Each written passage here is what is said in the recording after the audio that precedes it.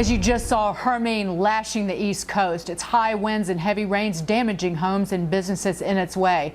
And Jonas, you say that's why massive storms like this can also damage the overall economy.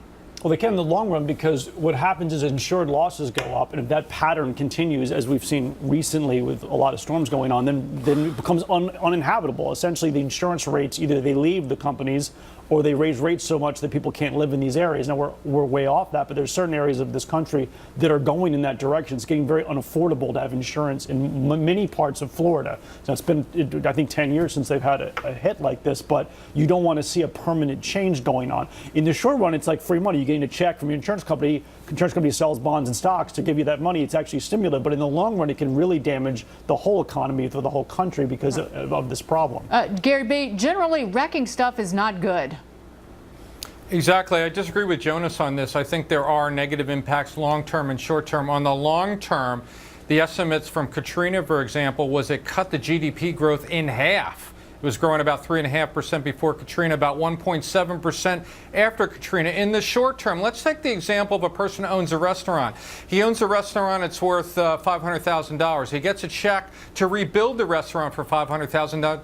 That's the Jonas point. That's all well and good. Unfortunately, the customers stop coming to the restaurant because it's not there. So that person that owns the restaurant has a total decrease in revenue. That's the problem. People stop going to movies, they stop taking Uber, all that stuff, and that money doesn't come back. So in some cities like New Orleans, maybe we're going to see from the latest in the coast of Florida there, a lot of that revenue and potential profit is gone forever. And the long-term impact, whether it's a tornado or hurricane, has always now studies shown to be negative to the economy. Because this is a holiday weekend, Gina, this business is lost for good. Yeah, a lot of it is. I was in Alabama when the horrible tornadoes took place that killed more than 100. And I can tell you that people think that FEMA goes in and takes care and fixes all these problems, but they're very, very expensive, yes, but also very slow and in some ways ineffective. And counter to most of the things that the federal government involves itself in. This is one place where they really are supposed to be, but perhaps some strategic planning would be in order to predict these sorts of disasters and think a little bit more effectively about how that money can be spent on time and below budget, because it is very expensive. John, the impact on the economy here, an economy that's barely growing in the second quarter.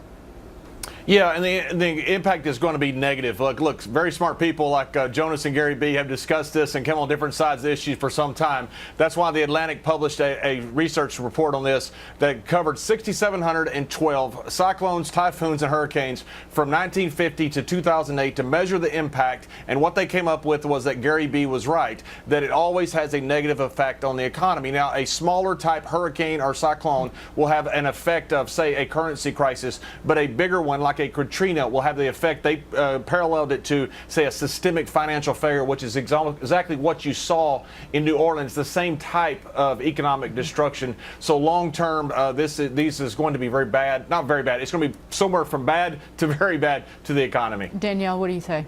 I agree. It's taken New Orleans 10 years to get back to the same number of hotel rooms as it did pre-Katrina.